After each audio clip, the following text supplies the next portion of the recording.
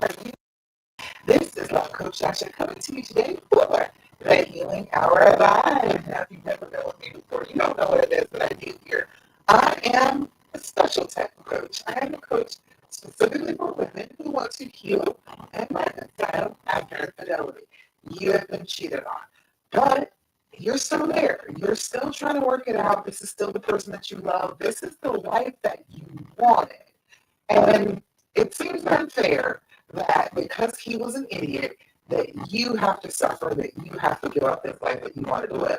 I am here to tell you that I don't believe that that's true. I don't think that you have to give up what you want, this person that you want, this life that you want. I don't believe that. I don't think that you have to give that up. And I'm here to tell you all about how to not give up on what you want, how to make the decision towards your healing, and to see where it leads the relationship. It may not work out. You may get to the end of the process of healing and decide, you know what? I just don't feel the same anymore. That's perfectly all right. But right now, you are there. You are staying. There's a lot of arguing. There's a lot of discontent. There's a lot of anger. There's a lot of stress. I am here to show you how you can start to curb that a little bit, and then that starts to improve the relationship, and then you can make a good decision based upon what the relationship really is, instead of just on the fear and the pain of that betrayal, okay? Because everybody is human, okay? We do make mistakes. Your person, if this is your person, they could definitely have made this mistake. They could have made this mistake and hurt you this way, and you have perfectly within your rights to not want to stay, and you are perfectly within your rights to want to stay. So I am here on the side of staying. I stayed. It is 18 minutes past the last day for me, and I'm glad that I stayed. I feel like I made a good decision. It was a good decision for me and for the life that I wanted to live, and I haven't regretted it. I have seen my husband grow up and get together and not make me feel like I need to be worried about him running around in the streets cheating on me, okay? So if you can get to that point, you absolutely can. I want to tell you all the things that I know about trying to get to that point, okay?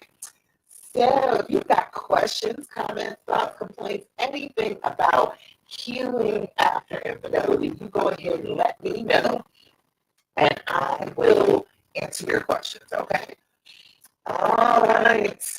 Make sure I can see myself on Love After Cheating.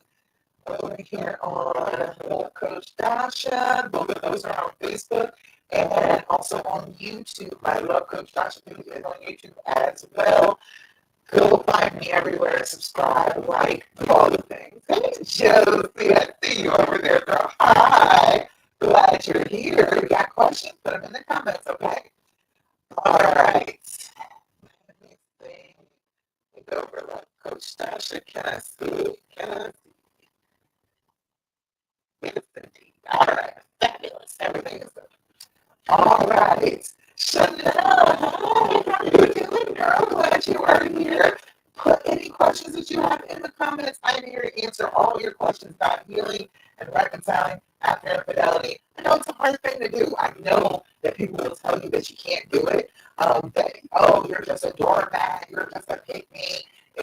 All of that negativity. And I get why, because you've been hurt, you've been betrayed, and then everybody has the exact same response to being hurt and betrayed. We feel like we have to get that person out of our lives, get away from them, make sure that we separate. But if it's the person that you were trying to have a life with, it's a little bit more difficult. It's not just, oh, kick them to the curb. You have a life with this person. You had a future that you were going for. You shouldn't have to give that up just because they were an idiot, okay? So we are going to talk about it today. Now, first and foremost, before I do anything else, let me remind you that the Big D Challenge is coming up next week. Now, the Big D Challenge, that is going to be about making the decision to stay, to heal, to reconcile. I want you comfortable with that decision. So all week long, we are going to be making decisions. We are going to be making decisions in favor of our bodies being calm and regulated. We're going to make decisions in favor of the life that we want to live all week long. So by the end of that week,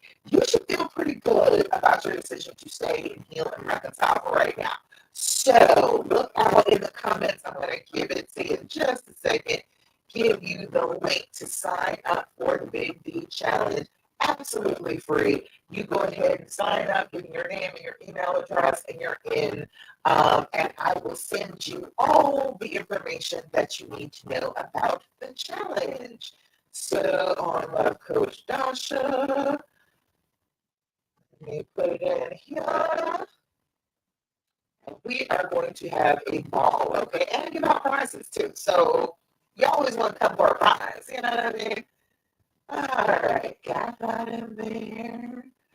Coach Tasha, Love After Cheating is my Facebook group, 6,000 women strong. You're not the only one who wants to stay and reconcile. You are not the only one.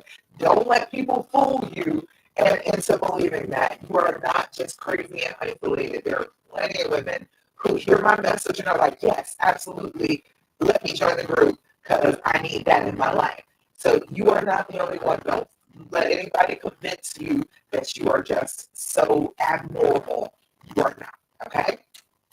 All right, so I put that in. Love Coach Tasha, that is on the Love After Cheating group. I did not open YouTube yet, but I'll put it in there in just a second. So we are going to chat about the practices, the things that you can do right this minute, all by yourself, without including the person who hurt you, that are going to start to get you regulated, start to get you in control of your emotions, start to make you feel a little bit better after this infidelity. You've got to heal. Regardless if you stay or go, you still have to heal. That work still needs to be done no matter what. So we're going to work on the things that you can work on all by yourself. These practices that are going to help you to start to heal, to start to reconcile, okay?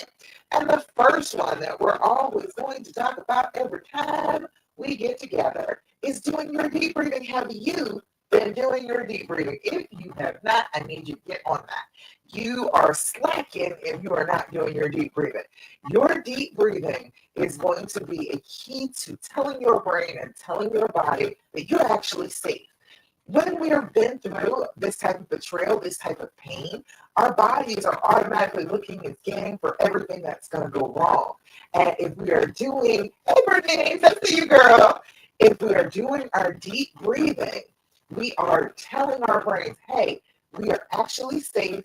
We are not in any danger right now. I know I was hurt. Yes, absolutely. I completely agree with that. But I am not hurt right now. Nobody is after me.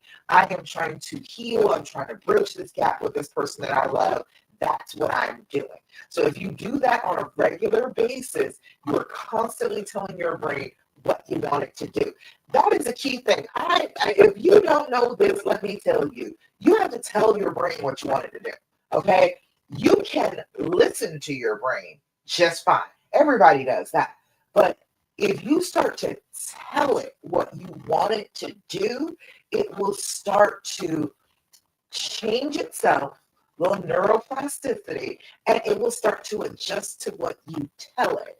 Our brains don't know the difference between fake and real. They don't know the difference between imagination and reality. So whatever you tell it consistently is what it will believe. You said, who? I don't know what the who is for. How am I? I am doing fabulous, girl. I am having a wonderful day. This has been a very good day for me. I feel like I got done all the things that I needed to get done, and then I get to come and talk to you all. So I'm very grateful for that. All right, let me see. Over here on YouTube, I am putting in the comments the link to join me for the, come to the video, to the Big D Challenge, all right? If you have not made this decision to stay and heal and reconcile, this is what you need to do. This is what you need to do to feel comfortable about it, to feel like, okay, I got this, okay? 1 second. Let me put that in the comments. There we go. Okay, so sign up for that. All I need is your name and your email address. That's all I need. And you will be signed up for the Big B Challenge. Make this decision to stay and heal and reconcile all for yourself, okay? So we're doing our deep breathing. Now, what I do is 4-7-8 breathing. Now, you can do whatever breathing technique you please, okay? There are tons of them. Pick one and run with it. It's fine. It does not matter if you do this particular one. The whole point is fully inhaling, fully exhaling that excess carbon dioxide, telling your brain that this breathing pattern shows that I'm not running, I'm not fighting, I'm not in any danger, everything is all right. Once we do that, once we can calm ourselves, and that takes practice. Do this 5 times a day, and you should be able to get back in control of your brain after this pain has happened to you. Do this 5 times a day, and tell your brain that you're actually safe and things are all right, okay? We are not in fight or flight. We are perfectly fine. We're perfectly safe. All right, so I do 4-7-8 breathing. What you do is blow out. Try and empty your lungs. Then you're going to inhale through your nose for a count of 4. Hold that breath for a count of 7. And then you're going to blow out like you're blowing out an entire cake full of birthday candles for a count of 8. We're going to do that 3 times together just for the sake of time on the live. But like I said, 5 times a day while you're doing it. Set an alarm in your phone. Put that in your phone as an alarm. Deep breathing. And then do it when the alarm goes off. If you do that consistently, if you tell your brain what you want it to do, you will be calmer, you will be cooler, you will be in control of yourself in a way that you are not after this infidelity has happened, okay? All right, so we're going to do our deep breathing together. Come join me. Do your deep breathing with me. First things first, we're going to blow out. Inhale through your nose. 2, 3, 4. Hold it. 2, 3, 4, 5, 6, 7. Blow out. 2, 3, 4, 5, 6, 7, 8. Again. Inhale. 2, 3, 4. Hold it. 2, 3, 4, 5, 6, 7. Blow out. 2, 3, 4, 5, 6, 7, 8. Last time. Inhale. 2, 3, 4. Hold it. 2, 3, 4, 5, 6, 7. Blow out. 2, 3, 4, 5, 6, 7, and 8. Beautiful. How do you feel after you do your deep breathing? Put it in the comments. Let me know, is there a change? This should be a physical change. What we need to understand when we're trying to heal from this type of trauma is that it is a physical thing. Yes, your hurt was hurt, but that heart is inside this body, okay? This body is what we've got to get in control of after this type of pain, after this type of trauma. Trauma is fully a physical thing. It affects your body physically. That's why it feels so bad, because it's actually changing the way your body is moving, the way your blood is flowing through your veins. It does all of that. So if we can get back in control of what the body is doing, we're going to feel better mentally and emotionally, okay? All right. Put any questions that you have in the comments about doing your deep breathing.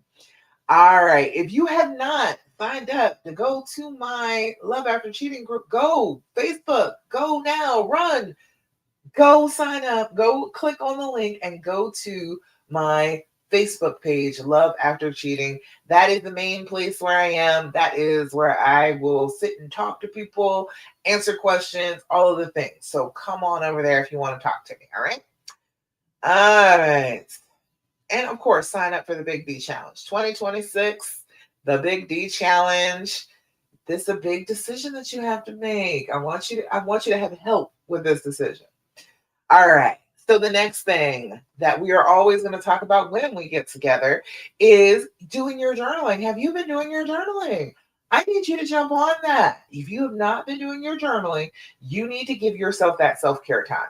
You have been through a trauma. We need to process that. We need to talk about that. We need to think about the things. We need to write them down so we can get them out of our heads and down onto paper so they don't drive us nuts as we are trying to heal from this. If you are consistently just repeating thoughts over and over and over again, write the thought down. I swear it will give you clues as to how to heal. Okay.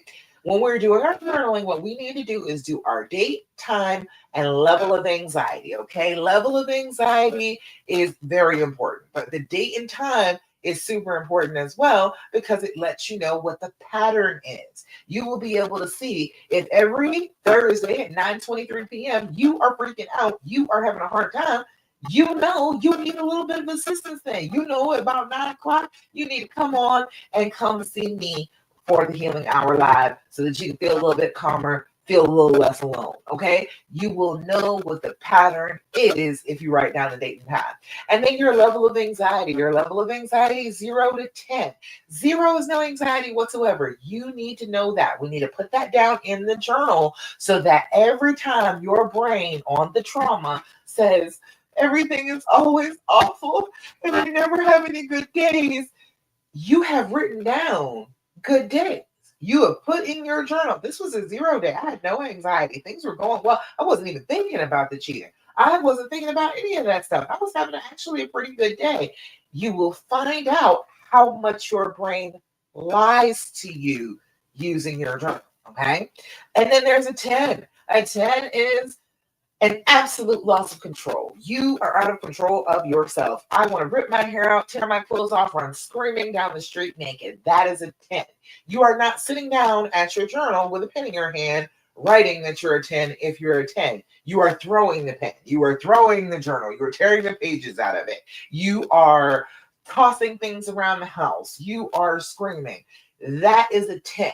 That is, I have lost control of myself. I can't contain these feelings. I cannot get myself together. That is a 10. If you are sitting down with your journal, you are at the very most a 9. Okay. You have gotten enough control over yourself to put that pen in your hand and open up your journal. You're not as anxious as you think you are. You can say later on, like you can say, oh, an hour ago, I was at a 10. I cannot believe I lost my mind like that. You can say that. That's fine. But don't sit down with your pen and say, right this minute, I'm at a 10 and this is why. No, that's not how that works, okay? And it will make it be so much clearer to you how bad it actually is if you can just say, okay, a 10 is I don't have any control over myself. I can't get myself together. I can't stop screaming. I'm losing my voice, all of the things, okay? If you can determine that, you can figure out that actually it's not feeling as bad as I thought it was. I'm not actually at a 10. I'm actually probably around a 7, come to think of it. All right. You start off with that. You put that at the very top with your date and your time. Then you want to do your journaling for about 5 minutes. Don't go overboard. Okay. Whatever bubbles up to the top of your brain, that's what you need to be writing down. That's the thing that your brain is thinking is important, that is thinking that is a danger at the moment. That's what you write down. Write down for about 5 minutes. And then after you've done about 5 minutes of journaling, come back and do your level of anxiety again. Write that down. You will discover that you're less than you thought you were at the beginning. Okay. It will come down. It will feel better after you've written for about 5 minutes. And that will prove to you that doing your journaling does help. It does actually fix something. Okay. So do your journaling, write your feelings. Give yourself that self-care time. I'm only asking for about 5 minutes first thing in the morning when you wake up, and then 5 minutes right before you go to bed, okay? And then if you want to journal for about 5 minutes any other time during the day, if something pops up, if there's a trigger, feel free, but limit it, okay? Maybe about 5 minutes, because if you start writing for an hour at a time, okay, your hand is going to cramp up, and you are going to avoid writing in your journal because you've hurt yourself. You've gone too far. You've done too much while you were trying to get everything out of your head. All right. We don't need to get everything out of there. There's too much in there to write down with your hands. Okay. Your hands are basic. We cannot take all of the thoughts and write them down.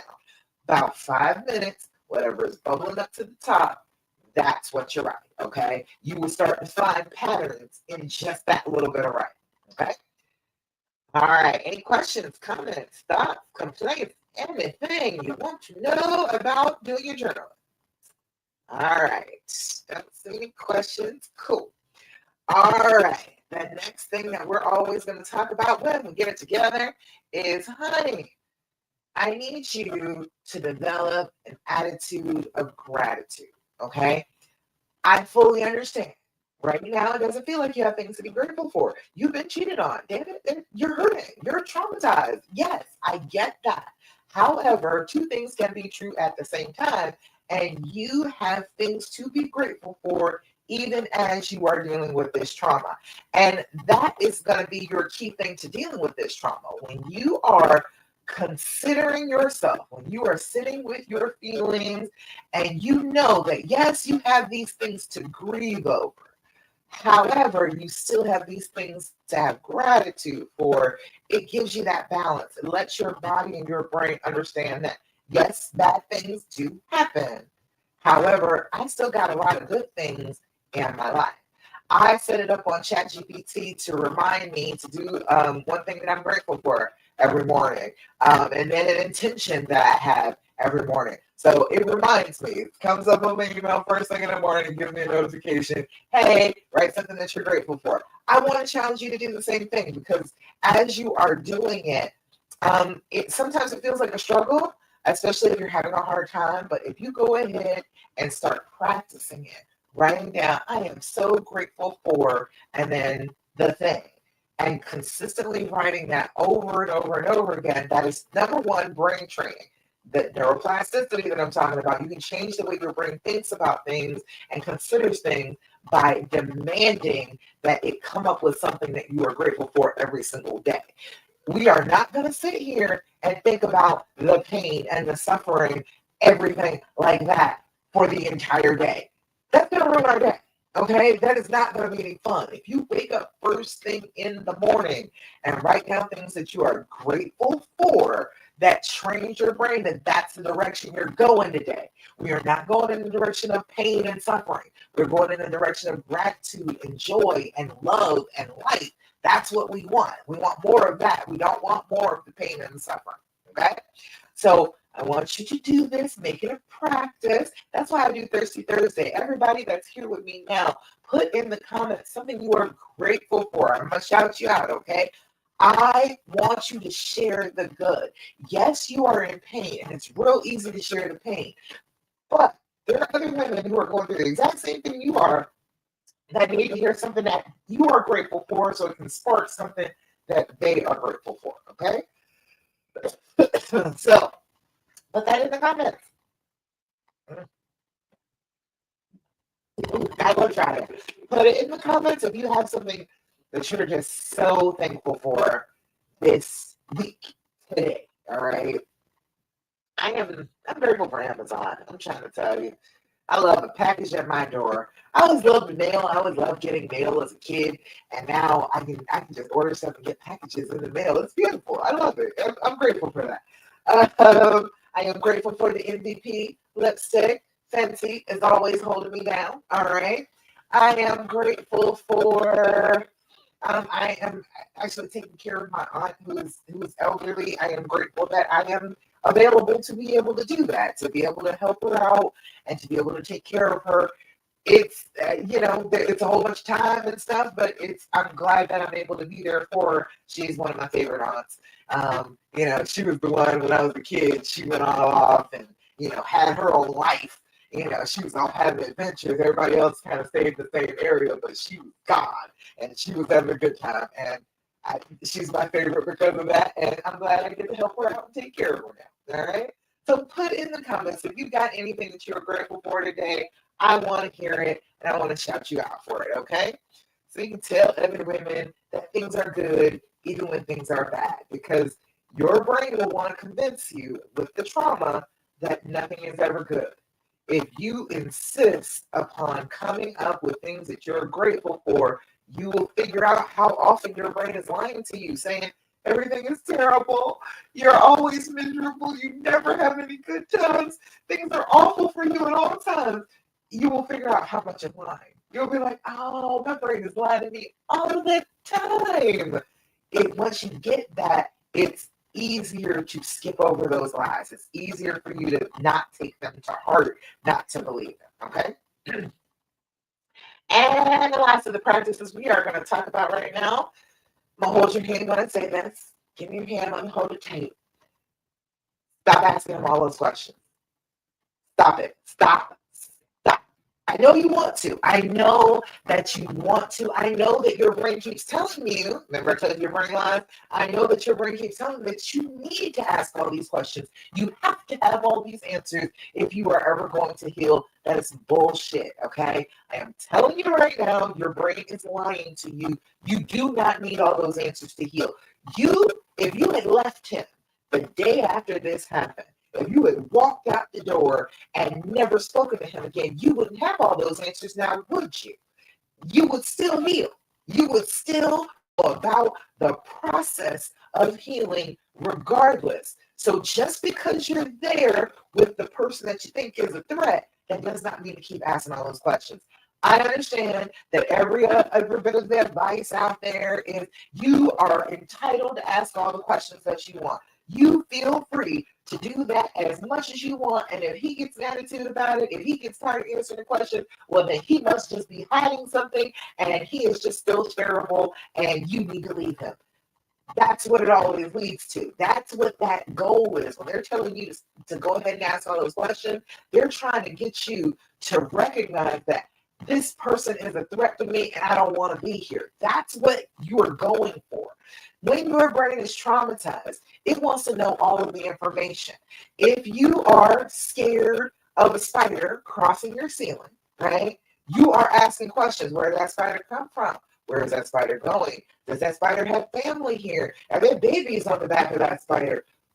What is the difference between being all concerned about the spider and being all concerned about your mate? Okay, it's the same exact thing. It is the same trigger in your brain that I must ask these questions. This is a threat in front of me. This is something I must be afraid of. This person has hurt me. This person has cheated on me. I must know all of the details, and that's the only way that I'm going to be able to heal. Again, your brain is lying to you. It is not real. You do not need all those answers to heal. Okay?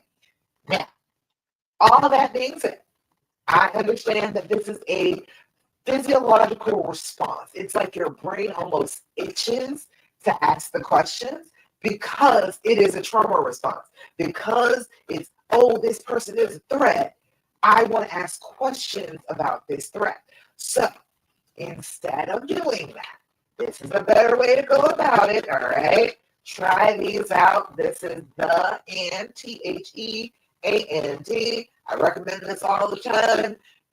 Go to Amazon, put in the and in the search, it'll pop right up. These are like $30. It's an excellent game. This is like 199 questions. That's the connection, the healing edition. So it's actually designed to create more connection, to help you connect with this person. Instead of looking for ways to believe that they are a threat, you are looking for ways to connect with them. And that's what your brain tells you too, isn't it? Your brain will tell you, oh, well, if I ask a whole bunch of questions, then we will connect and this will not happen again. No, again, that's what your brain is trying to convince you to do. So you'll ask a whole bunch of questions about the affair. These are specifically about the relationship between the two of you, healing that connection between the two of you, not you asking about the affair, the sex they had, the things they said, how long it went on, where were they. You don't need all of that. All right, try these. It's a little bit better. So, give you a couple of these questions. You don't need a ton of these. This 199 questions. I think I've been saying these for like 3 years. I don't think I've ever gone through the entire box with y'all. All right, you do not need every single question to feel connected. Do 2, 3 of them tops, and have a really decent, deep conversation about each one instead of trying to go from thing to thing to thing to question to question to question. Okay? So, give you a few. This one says, when was the last time our relationship changed? And what do you think that has led us to? That is a key question for long-term relationships, honey, because your relationship is going to change all the time. If you are trying to have an entire lifetime with somebody, you got to think about the fact that you're changing through an entire lifetime. So your relationship is going to change. So we've got to think about that. We've got to anticipate the changes coming up, make sure that we're doing things to connect and feel loving and understanding so that we don't lose that connection as we go forward, as we grow into the people that we're supposed to be. So when was the last time our relationship changed? And what do you think that has led us to? That's an excellent question. All right. Next one says, if you could go back in time, back to the first time we met, what would you tell me about our relationship? If he just walked up to you before you had ever met him, before you ever laid eyes on him, and he had a thing to tell you, what would you want him to tell you? What would you want him to say about the relationship that you had? Like, wouldn't you want to know that? That is an excellent question. That's a better question than what position did you have sex with her in? Like, that's not giving you anything. That's not giving you any kind of healing. This is more towards healing, okay? If you could go back in time to the first time we met, what would you tell me about our relationship? All right? And then one more. What do you think I have yet to achieve and why? That's a good question. Now, don't get sensitive. Don't let I got ADHD, don't let the rejection sensitivity get to you. What do you think I have yet to achieve and why? Take that as a goal. No, don't take that as a criticism. Take that as, oh, yeah, you're right. I could achieve that. I haven't been on that. I could maybe work on that. All right? Don't take it as negativity. Okay? Now, those are good questions. Way better questions than the questions you want to ask. So stop asking the questions that you want to ask and switch them up to maybe some of the questions from the end. The Healing Edition deck from the good people at the Skin Deep. Okay? All right. Now, let's talk a little bit about the decision making. So we're talking about the Big D challenge, and I want you to know where I'm coming from with this, why it's important, why this decision is such a huge decision for you. Okay? Let's see. The main thing that you need to understand is that nothing is going to change until a decision is made. All right? Period. You're not going to heal anything. You're not going to feel any better until you make a decision to feel better, to go in a certain direction. You can sit on the fence and get blisters on your butt if you want to, but nothing is going to change for you until you actually make a decision one way or the other. Either I'm in and I'm going to go about being in, or I am out and I am going to go about the process of getting out. Nothing will change. All right. You will stay stuck in the same exact position if you sit on that fence and you do not make a decision in favor of one thing or the other. You are just going to sit there and get blisters, and it's going to be troublesome to you. So we need to know that as we're going forward, to be able to heal from this, we have to make a decision. Nothing changes until the decision is made. Okay. We're not trying to fix your relationship all in this 1 week of challenge. All right. It's not going to be like all of a sudden everything is better. This is about the moment before it's fixed. This is about where you decide whether healing is something that you're going to participate in or something you're going to wait around and have happen to you. I am not a big proponent of waiting for things to happen to you, okay? That seems like you are letting go of your own agency. Instead of choosing what your life to be, you are waiting around for somebody to serve you up feeling better. I don't want you to do that. I love working with women who are just like, you know what? I am making that decision. I am participating in my healing.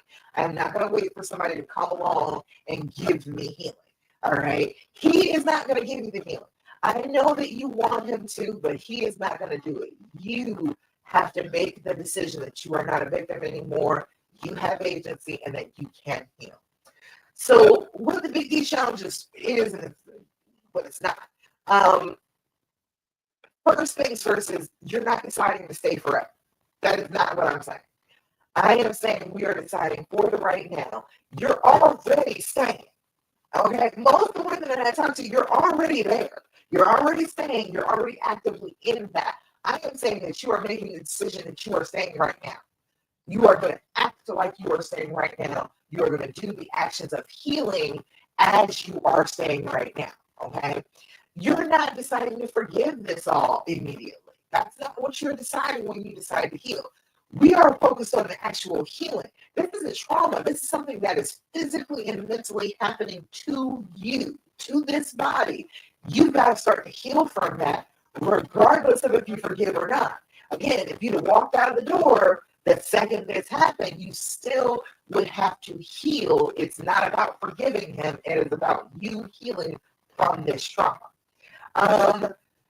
This is not deciding that what happened was okay. We're not saying that. People come to me all the time with that one particular thing. If I start to heal, if I start to forgive him, he is going to believe that he's got the green light to cheat on me again. I'm here to tell you that that's not the case.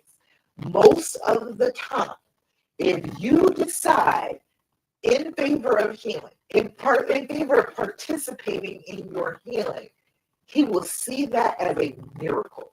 All right? He has never been forgiven like that before. That has never happened in his entire life. You are doing something that nobody else has ever done for him before. If you choose healing, if you choose forgiving, if you choose soothing, if you choose regulating, you're choosing something that he's probably never seen before, and it's going to amaze him. Have you ever been forgiven? Has that ever happened? Have you ever been so wrong? I mean, just wrong. It's two left shoes. You knew you were wrong. You knew you hurt somebody, and you did not deserve to be forgiven, but they started to heal with you, and they started to forgive you anyway. It's like a miracle. It is mind-blowing for that to happen to you. So you're not saying that this is fine and go ahead and green light to go ahead and keep hurting me again. This is, I cannot believe I have this miracle in my life. Let me make sure I don't hurt her again. Okay? And it's not deciding that they're off the hook, because they're not off the hook. They still have to deal with you being in pain and suffering a little bit. They're going to have to deal with some of that. This is not letting them off the hook. This is you healing. Some people that I talk to stay stuck because they think that deciding to heal means deciding the outcome of the entire relationship, and it doesn't. You are just deciding for yourself that you don't want to continue to hurt. You don't want to continue to suffer. That is what the big D is about, making the decision to start on the healing path. Regardless of what the relationship is going to do later on, you still have to heal. Okay? The big decision is you deciding to participate in your healing. It is deciding to stop letting fear make all the choices for you. When you go through trauma, your brain changes over to very fear-based, and everything will be based upon what I am afraid of instead of what I love, what I want, what I need in my life. It'll be based in fear. If we make the decision that we are not going to let the fear control everything, that means that we're making the choice of letting love, letting ourselves, our real true selves, not our fearful selves, decide what our life is going to be. And wouldn't that be better? If we have the choice between who we really are deciding our lives and our fears deciding our lives, isn't it better to have yourself decide besides your fears? I think that that's a better choice. I think that will work out better for you.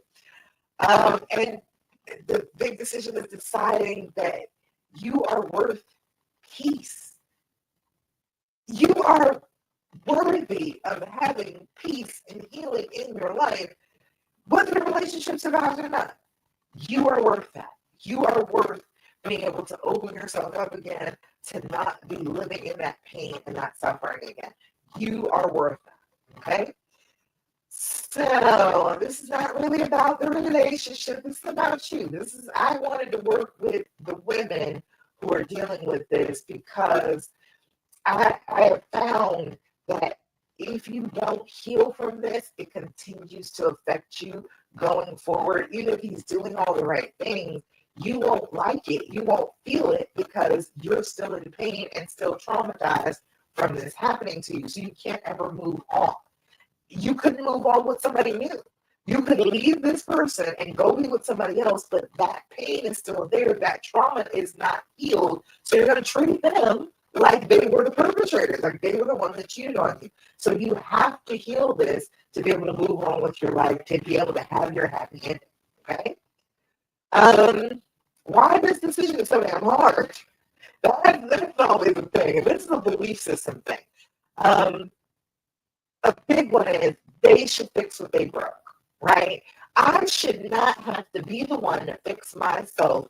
They broke me. They should fix me. Okay? That's a lot of power to give to somebody who hurt you. That is a lot of power to give to somebody. You admit you're saying that they broke you. You want to have them be responsible for putting the pieces back together? Then that's it wise. It's not wise with me. I'm trying to tell you, you could do a better job of it than they could. Don't hand your heart off to somebody else. They will fumble it every time. Nobody is trying to hold your heart together as much as they're trying to hold their own heart together, okay?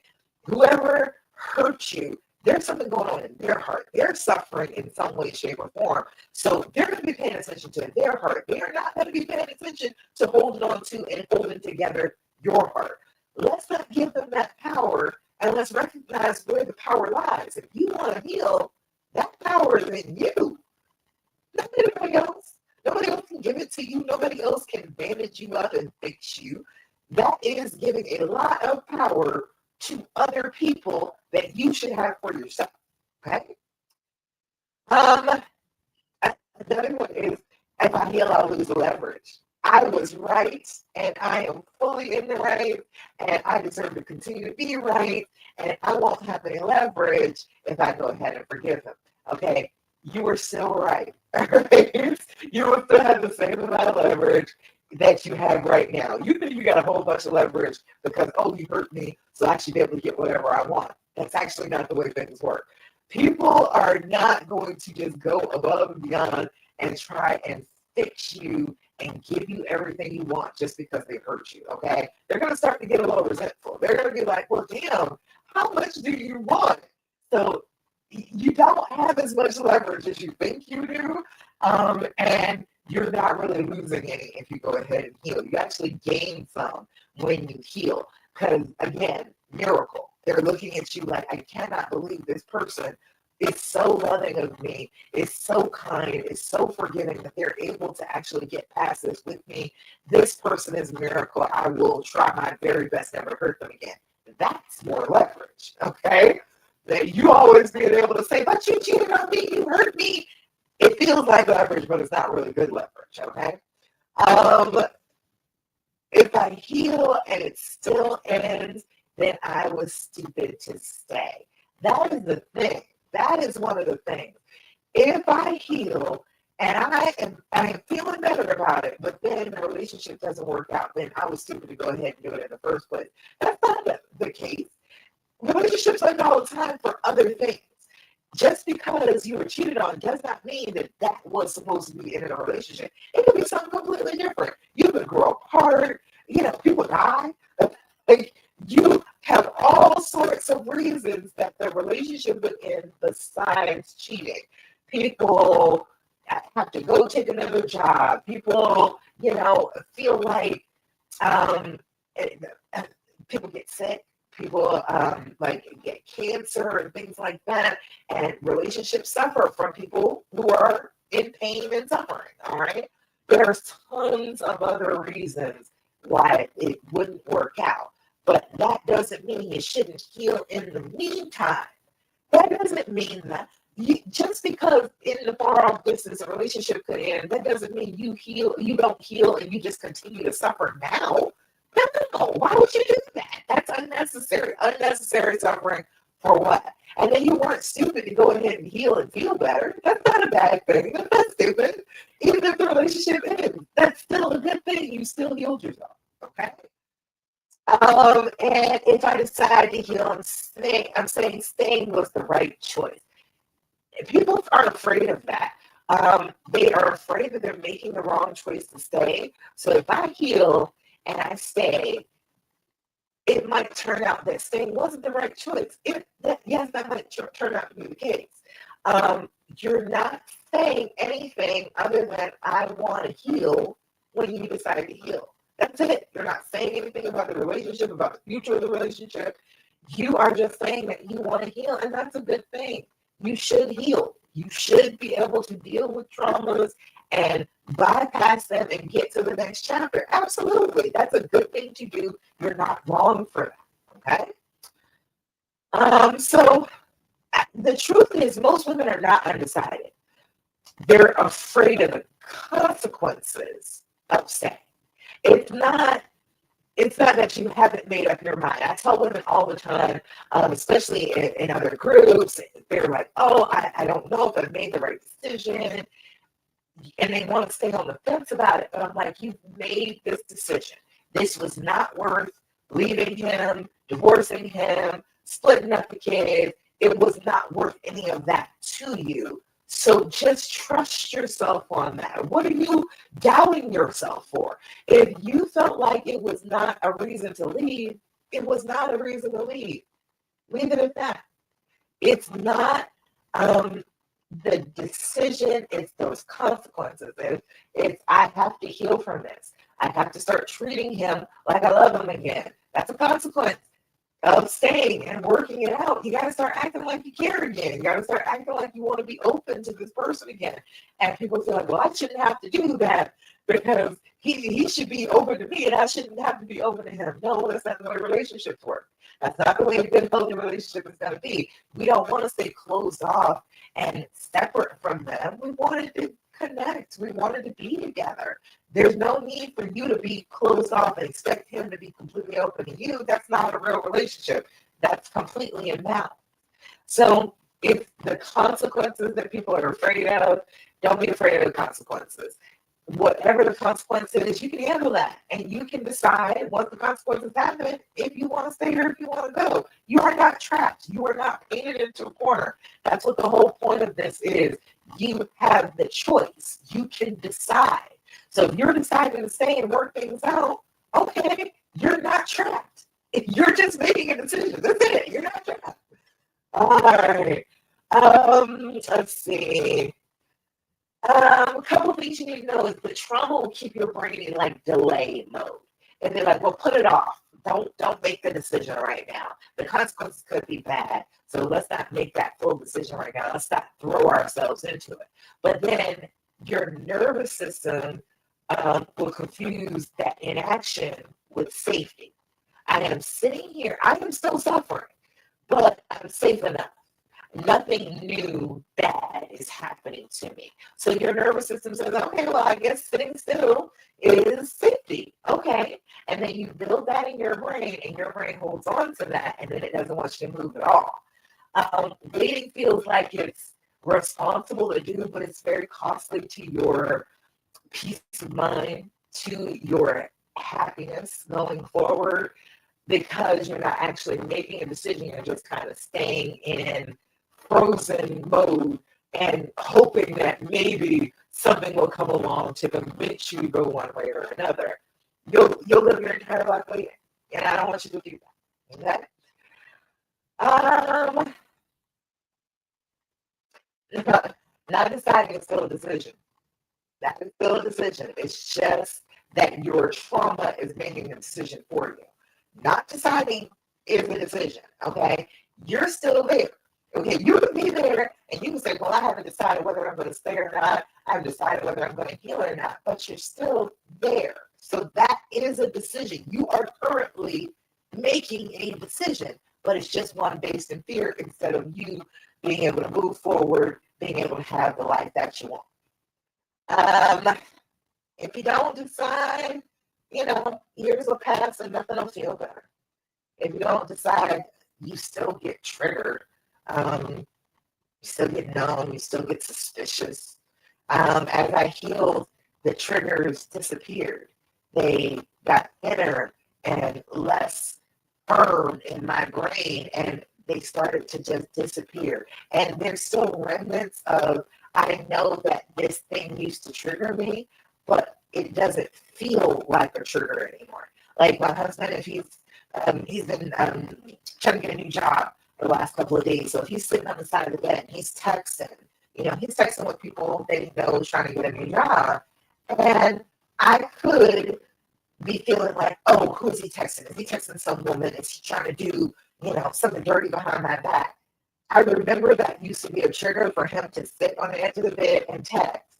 But I know now that it's not real. It was just a trigger. He wasn't doing anything suspicious. It was fine. And it's fine now. So the triggers do disappear, but you got to actually work towards that. You got to heal for those triggers to disappear. If you don't make the decision, you're technically together, but you're emotionally gone. You're not connected anymore. And that's no good. What are you staying for if you don't have an emotional connection to this person?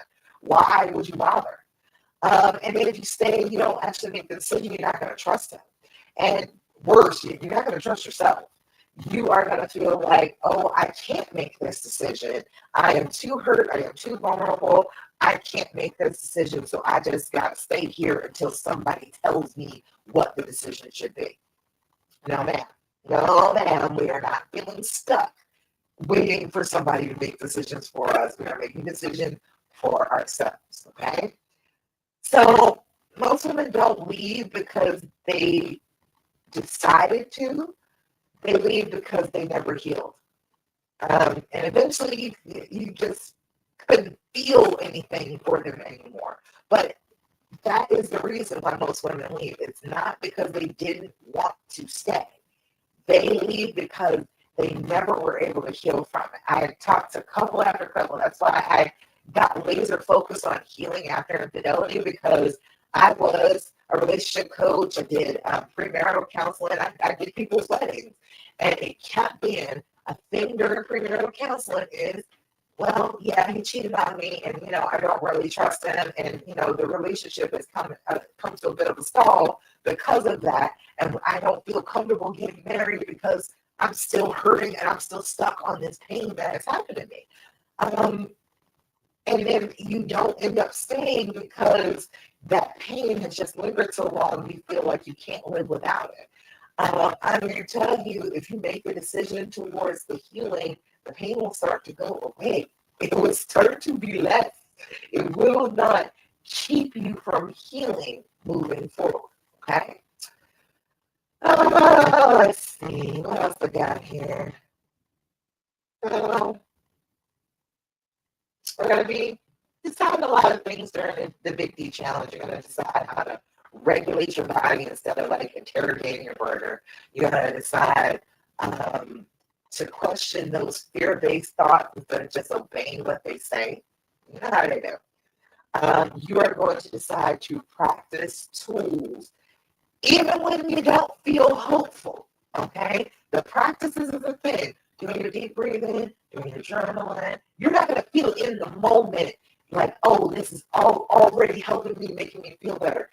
You might struggle. You might have to do it a few days for it to start to help you, but it will help you if you practice them. So we're going to decide to practice those tools regardless of how you're feeling so that you can start to feel better. It's going to be deciding to revisit the decision daily. When the doubt pops up and it is freaking you out, you're going to make that decision again to go ahead and go forward with your own healing. Okay? So it's not a one-time decision. This is a decision that you're going to have to recommit to, especially on the days that you don't want to. It is difficult. It is painful to have to make that decision. And you're going to feel like it's unfair. But you're going to have to make that decision over and over and over again to get to the point where you heal. And so I'm starting with this Big D challenge so you can start with the basic decisions that you can make to start to heal this. I want you to know what they are. I want you to start to make them, start doing that habit of making a decision towards your healing each and every day, reminding yourself that that's what you want and doing something about it. That is what's going to heal you. That is what the challenge is going to give you. So next week, I'm running the Big D challenge.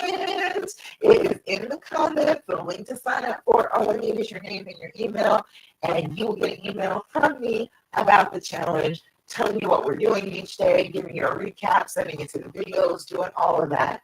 I want you to be able to every single day get that decision fix, that little bit of dopamine, and I am making a decision towards my healing. Whatever happens with the relationship is going to happen. Most of the time, if you just go ahead and heal, the relationship will heal. All right? What you do on the inside reflects on the outside. So usually that's what happens. If you heal on the inside, the relationship starts to heal on the outside, and then it becomes like a miracle. It's like, oh, all I had to do was heal, and it healed the whole thing. Oh, okay, cool. But you don't really know that until you actually start to heal. Okay? So I want you to just recognize that this is not about forcing yourself to have clarity. This is just about doing the habits of healing. And the major habit of healing is deciding that you want to heal. That is the huge one. That's the one you need the most all the time, is deciding that you want to be healed. All right, so yeah, we're gonna do daily guidance. We're gonna really be clear about what is fear and what is intuition. We're going to support you staying with yourself instead of spiraling out. And this is going to be a space where you're not judged. Yeah, you are staying after infidelity. Big deal. All right, you're doing something difficult, but I am not going to sit here and make you feel bad about it. I have zero judgment about that. If you want to stay, I believe you. I believe that you feel like this is the person that you are willing to forgive, that you want to forgive. And if you think that about them, I think you're right. I think that you have come up with the person that you feel the most comfortable with, the person you love the most, and you want to heal. So I think you're right. Okay? If you're exhausted from going in circles and you don't know what else to do, this is where the circle can break. This is where you can change the cycle, is making up your mind about your healing and joining me for the Big D Challenge starting next Monday, 11 a.m. Eastern Standard Time. We're going to do about 20 minutes. It's not going to be longer than that. Maybe the first one will be a tiny bit longer than that, but it's going to be about 20 minutes every morning. I will give you decisions to make, give you a challenge every single day, and we will work on this. You will feel good about your decision-making abilities by the end of this, okay? So, you just want to ask yourself, if you're not sure about signing up for this absolutely free challenge, okay, you're not sure about it, then I want you to just think about this question. If nothing changes, where will I be in a year from now? It is the beginning of January 2026. Where are you going to be in January 2027?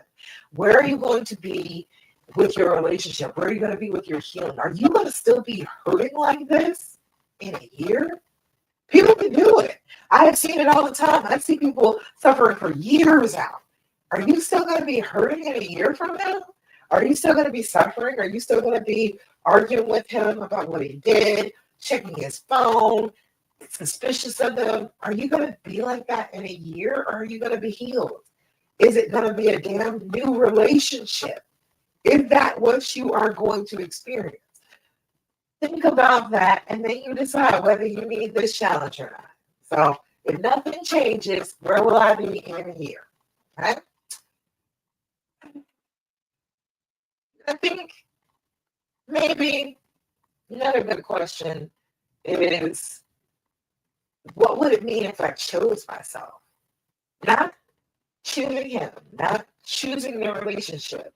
What would it mean if I chose myself? Even if I don't know what the outcome is going to be, what would it mean if I chose myself? I want you to think about those. And then I want you to come sign up for the Big D Challenge. Make this decision for yourself. Heal yourself. Heal this trauma. And then you can deal with the relationship at your leisure. Okay? You don't need certainty to decide. You need courage. Okay? And courage grows when you stop trying to do this all by yourself and you get some help. That is why I do these challenges. That's why I love to do the Big D Challenge, because I know that by the end of it, You will feel like you are not by yourself making a very big decision, and you will feel brave about it. Okay? So if you got any questions, comments, thoughts, complaints, anything about the challenge, put in Big D in the comments and I will answer anything you've got. But for now, sign up in the type form. It says theworkgiving.com .typeform.com. Go ahead and click on that, put your name and your email, and I will send you an email about getting into the Big D challenge next week. Okay? All right, that's about it. Let me go to the last of the practices because we went over 4 of them earlier today, but there's a 5th one, okay? We talked about doing your deep breathing, doing your journaling, developing an attitude of gratitude, and not asking all those questions. Got those, right? The 5th of the practices, the things that I tell all of my clients every single time we work together. These are the things I'm like, okay, these are the things you do every day. After you've done all these, come ask me a question. But do these things first every day and see where you're at. All right. The last one is to do your affirmation. Do your affirmation. Say good things about you. You are a kind and loving and wonderful woman. You are trying to forgive somebody for something heinous. You are trying to forgive just because you love somebody. That is beautiful. You should say good things about yourself. When you are experiencing this pain, this suffering after a trauma, your brain will try and tell you that you're useless, you're worthless, that you're just so stupid for trying to be with this person, and you're just hurting yourself, and you're just never going to feel any better. It will continue to try and tell you awful things like that. You have to be really proactive about telling your brain, no, I like myself. I am deserving of healing, and I'm deserving of love, and I'm deserving of being able to forgive and understand. I am worthy of that, all right? So I want you to stop every morning, look yourself in the eye, in your mirror, in your camera, whatever, and I want you to repeat your affirmations like you mean them. Like it is the most true thing you've ever said in life, okay? I want you to repeat them and then, like, with authority, and then throughout the day, come back to that memory of you saying this good thing about yourself. You will train your brain that you want to say good things about you, not bad things about you. And so that is going to help with the trauma. That is going to help you to start to heal, okay? So today's affirmation, and if you need affirmation, put affirmation in the comments. I will send you a link for my personal affirmations specifically to heal and reconcile after infidelity. And if you need the practices, put practices in practices in the comments, and I will send you a link for that as well. All right. But today's affirmation says, today I feel worthy.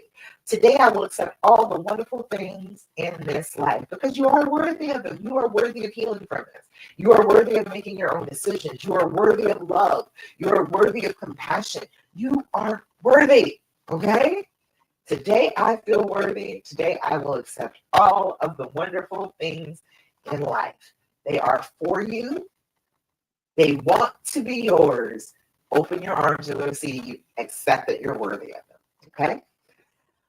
All right, y'all. That is about it. I don't see any questions, any comments. If you got any, go ahead and put them in the comments.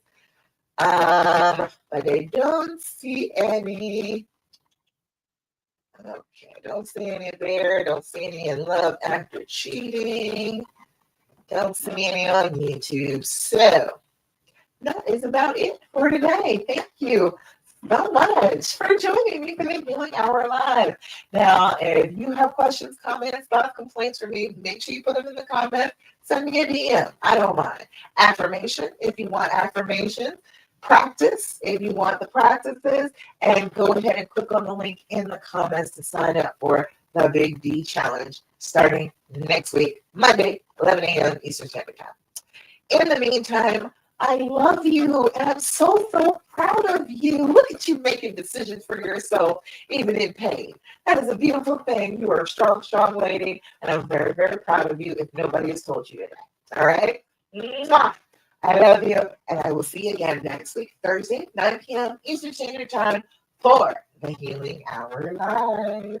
Bye, y'all.